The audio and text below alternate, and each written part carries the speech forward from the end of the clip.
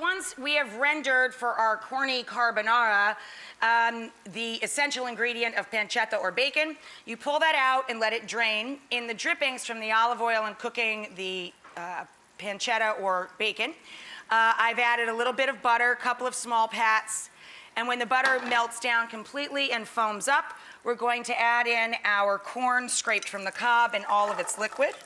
And we're going to let that lightly brown. At this point, it's a very quick cooking dish, so I'm going to go ahead and salt our pasta water. You must salt water when you are cooking dry pasta because it is the only chance you get to season the pasta itself. This water should taste like seawater, a lot of salt, a healthy amount of salt in your cooking water. So once this comes up to your rolling boil, you're going to add your 1 pound of corn pasta. This is a gluten-free version of carbonara. Remember, I threw a corn cob or two right down in there so that the water literally tastes like corn itself. Give it a quick stir. And I keep a mug right beside my pasta pot so that we're going to take that nice starchy water and marry it into our sauce, in this case, our egg yolks for our carbonara. Season your corn up with a little salt and pepper. I like to use red and black pepper. They're a different sensation on the tongue. If you like things a little less spicy, you can use either or. I like a combo on this. A little bit of crushed red pepper flake. Give that corn a little toss and let that continue to lightly brown. What's happening is just like when you cook meat or a protein in the pan, a nice hot pan develops the sugar in the corn.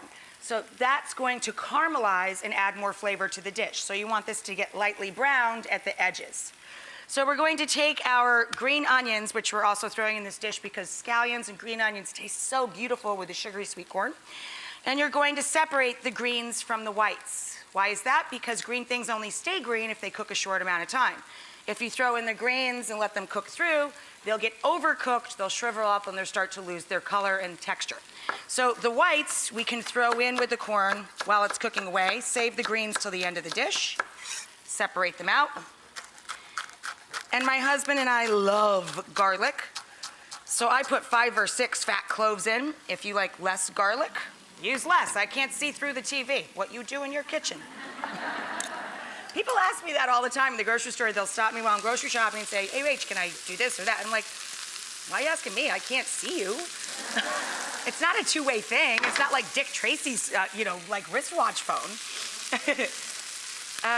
If you think that you don't like garlic, you're wrong. And I think that you should start cooking with garlic that you roast. So trim off the end of whole bulbs of garlic and expose all the cloves, drizzle it with oil, wrap it in foil. Roast it in the oven, and it'll get sugary and sweet, and it has a very mild, soft flavor. Turn it into paste, and whenever you cook, you just throw a little of the paste in, and you don't have to chop the garlic, and it has a much milder flavor. So if you think that the garlic is giving you indigestion or you don't like it, that's the solution. Oh, God, this smells so good. Oh, people think it's hard to chop and talk at the same time. It's not. It's hard to smell great food and be able to keep your train of thought. Okay, so the other essential element in bacon and egg pasta is the egg, right?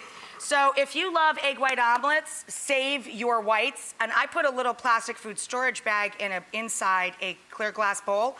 Fold the edge of the bag over and drop your whites right in there, and you have your egg whites for breakfast the next morning.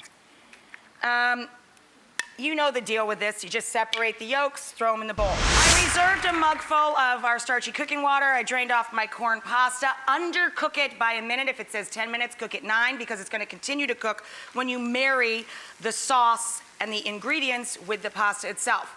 I discarded the scraped off cobs, the corn cobs that I threw in there, and we're ready to do the most important step in the making of carbonara. Carbonara does not have cream in it. If you put cream in it, you're not making carbonara, you're making something else. The way you get a creamy sauce is to add the starchy cooking liquid to the egg yolks. 4 egg yolks per pound of pasta. a mugful of the water, keeps it from scrambling. And then I like to use a combination of pecorino romano because it is a Roman dish historically. And I also love the king of all cheeses, Parmigiano Reggiano. So I put in a good cup of the marriage of the two cheeses right into my eggy sauce. I have added back the pancetta or bacon to the pan. I threw in the greens of the scallions that I was reserving. I now marry the ingredients with the pasta. Ooh, there was a corn cob that was hiding. Get out. Then we turn it off. Turn the stove off. A little flat leaf grassy parsley. And then we marry the cheesy eggy sauce with the corn pasta all at once. I know. And it's not even illegal. It's beautiful. That is one sexy beast of a dish. And you marry that back into your big pasta bowl. Oh, yeah.